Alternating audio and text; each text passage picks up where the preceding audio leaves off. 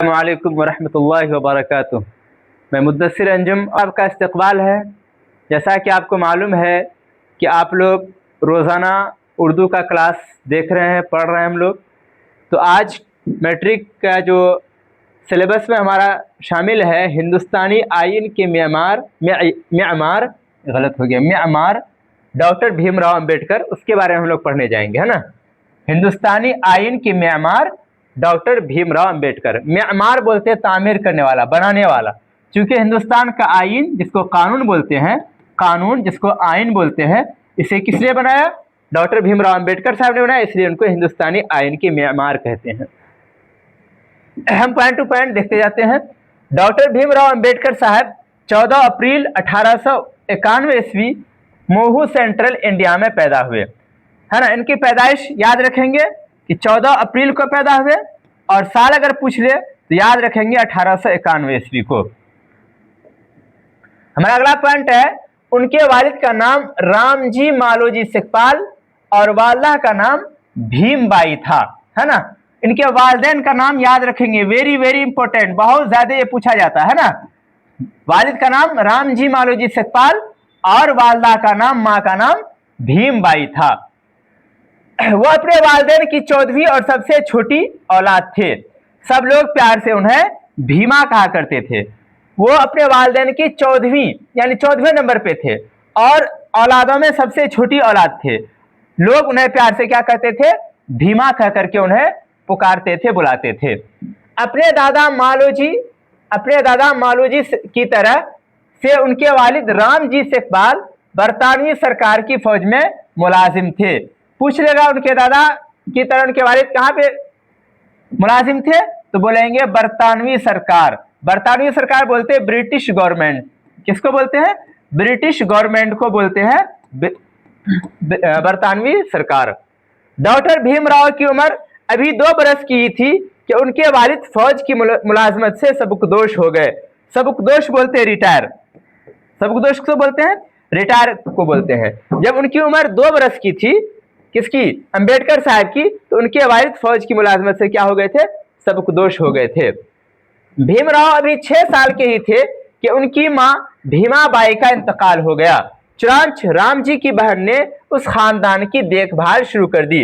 हमें अगर पूछ ले कि बताइए उनके वालदा का जब इंतकाल हुआ तो उनकी उम्र कितनी थी, तो हम बताएंगे उनकी उम्र 6 साल की थी, ठीक है।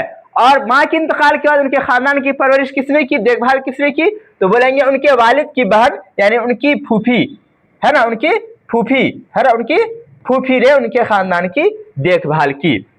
सितारा में तालीम के दौरान उन्होंने अपने नाम के आगे अंबेडकर लिखना शुरू किया, है ना। उनके नाम के आगे जो अंबेडकर लगा हुआ है, ये उनका असल नाम नहीं था। उन्होंने बाद में अपने खानदान के अपने रिहाइश की तरफ उन्होंने निस्बत करके अंबेडकर लिखना शुरू किया। आगे है, डॉक्टर भीमराव ने 1908 ईस्वी में मैट्रिक का इम्तिहान पास किया। कब? 1908 ईस्वी में।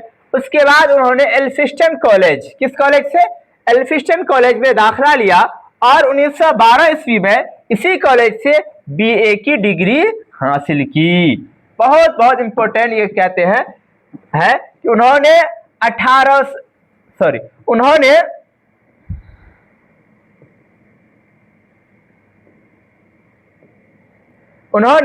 1908 ईस्वी में, कब? 1908 ईस्वी में मैट्रिक का इम्तिहान पास किया और 1912 ईस्वी में, कब? 1912 ईस्वी में उन्होंने BA का इम्तिहान पास किया। और BA का इम्तिहान कहां से पास किया? तो एल्फिस्टन कॉलेज से पास किया। अगर हमें पूछ ले कि बताइए उन्होंने मैट्रिक का इम्तिहान कब पास किया, तो बताएंगे 1908 को किया। मैट्रिक के बाद वो कहाँ एडमिशन लिए? एल्फिस्टन कॉलेज में एडमिशन लिए। और BA की डिग्री कहाँ से हासिल की? तो एल्फिस्टन कॉलेज से हासिल की।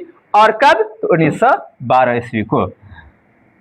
आगे बड़ौदा स्टेट से तालीमी वजीफे पर आला तालीम हासिल करने के लिए वो अमेरिका चले गए, है ना। कहाँ चले गए? अमेरिका चले गए और कोलंबिया यूनिवर्सिटी में दाखिला लिया, एडमिशन लिया। उन्होंने माशियात में इसी यूनिवर्सिटी से MA पास किया। पूछेंगे कि ऊंची डिग्री हासिल करने के लिए, आला तालीम हासिल करने के लिए कहाँ गए? तो अमेरिका गए। तालीमी वजीफे पर गए। वजीफा बोलते हैं स्कॉलरशिप, जिससे हम लोग स्कॉलरशिप बोलते हैं, उसे उर्दू में वजीफा बोलते हैं, तालीमी वजीफा। आला तालीम हासिल के लिए अमेरिका चले गए और अमेरिका में कोलंबिया यूनिवर्सिटी में, यूनिवर्सिटी का नाम याद रखेंगे, कोलंबिया यूनिवर्सिटी में दाखिला लिया और उन्होंने माशियात में, माशियात बोलते हैं इकोनॉमिक्स को, किसको बोलते हैं? इकोनॉमिक्स को, इकोनॉमिक्स जो सब्जेक्ट है माशियात, उसमें इस यूनिवर्सिटी से एमए पास किया। उसके बाद 1916 ईस्वी में पीएचडी की डिग्री हासिल की। अगर मुमतहिन पूछे कि बताइए डॉक्टर अंबेडकर साहब ने पीएचडी की डिग्री कब हासिल की, तो हम बताएंगे 1916 ईस्वी को। आगे जब उनकी उम्र 14 बरस थी, कितनी? 14 बरस थी, और वह 5वें दर्जे के तालिबे इल्म थे, तो उनकी शादी 9 बरस की रामाबाई, 9 बरस की रामाबाई से हुई थी। रामाबाई के इंतकाल के बाद उन्होंने एक ऊंची जात की तालीम याफ्ता खातून से शादी कर ली, है ना। एक पॉइंट याद रखेंगे कि उनकी शादी जो हुई थी उस वक्त उनकी उम्र 14 बरस थी। कितनी थी? 14 बरस थी, और वो 5वें दर्जे में पढ़ते थे। और उनकी जो शादी हुई थी रामाबाई से, उस वक्त रामाबाई की उम्र 9 साल थी, है ना, ये याद रखेंगे।